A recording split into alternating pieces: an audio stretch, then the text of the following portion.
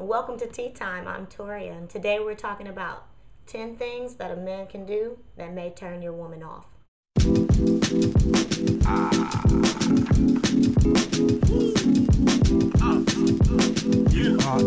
Now, this has to be said.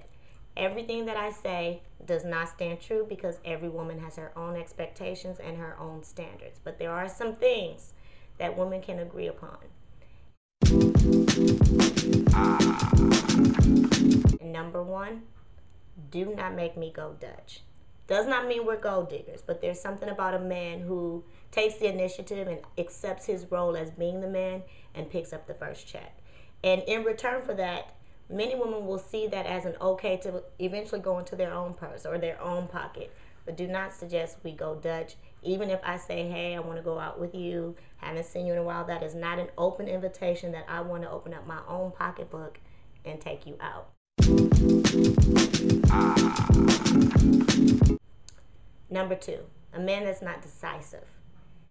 There's something about a man who can call you up and say, hey, babe, or hey, Toria, why don't we go here? I heard there's a great play. I heard there's a great show. I hear this is a great restaurant. It says to a woman that this is a man I can trust. This is a man that can take the lead. I don't have to always say this is what I want to do or this is what we should do. It means he's putting some thought into taking you out. He's thought about what I, Toria, might like or what that woman might like. Number three, may sound a little shallow, especially in hard times, in the recession. But a man that lives at home, not so much. Because a man who can get his own home or apartment, whatever, it says to the woman he can provide. He works hard. He will make sure he has some stability in his own life. Even if he's single, it says stability is important to him.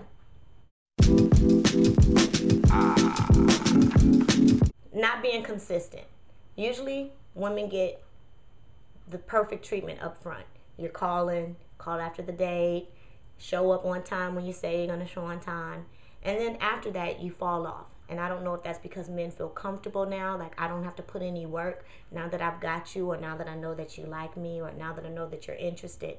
But it's important to be consistent because consistent creates trust, and it makes me more vulnerable to open up to you because I don't have any questions about your character or whether or not you're somebody I can depend on. Number five, don't get drunk on the first date. Or if I'm out with you in public, getting drunk is not okay. It says to a woman, we may have some issues here, and no woman knowingly wants to marry a man who struggles with drinks, drugs for that matter. I don't want you too high. If you're known for being the drunk every time we get together with your friends or my friends or your family, not so much. Not a turn on at all. We can all sip, but if you gulping, it's a no-no.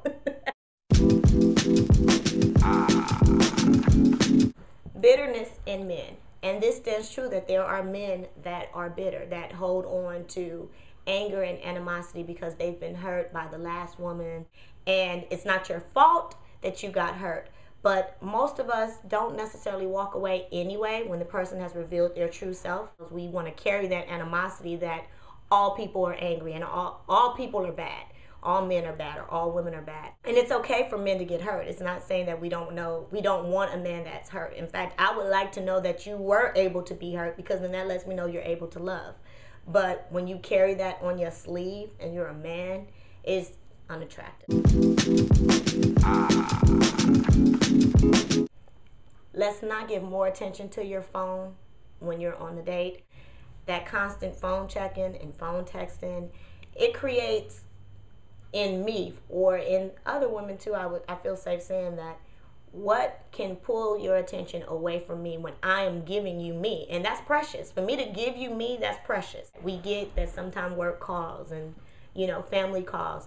But I need to know that I'm special enough for you to step away from everything else that's going on and give me some of your time.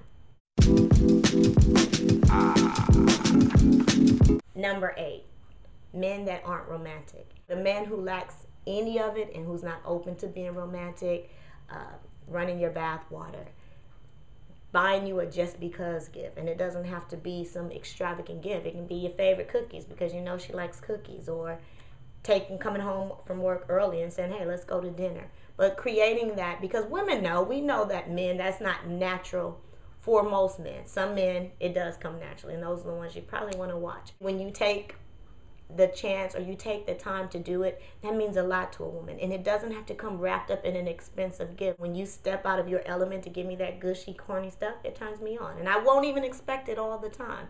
If I know that you're willing to do so, that's enough for me. Men who can't separate themselves from their boys. It's very, very attractive when a man knows, or when you witness a man tell his friends, no, I'm with my girl today. And not saying that you have to choose. I find it very attractive when a man's like, nah, man, you know, be with my girl today. Catch up with y'all tomorrow. It's very attractive. So if you can't separate yourself from your boys, then maybe you need to spend more time with your boys, and don't approach women until you're grown enough to be with a woman and separate yourself from the boys. Number 10, listing yourself as a resume. I feel comfortable saying most, if not all, women can appreciate and respect a man who's achieved and established himself in his career. But you are so much more than your resume, because there are women that will stick by their man when he doesn't have a job because of everything else he's proven to her. If you can only brag about your career accomplishments, that says to me that you haven't spent time on developing the other part of you. There are times that work reflects someone's passion, and that's totally different. If you're passionate about children and you work with children, if you're passionate about animals and you work with animals, or if you're whatever you're passionate about and that's driven you to establish your career, that's different.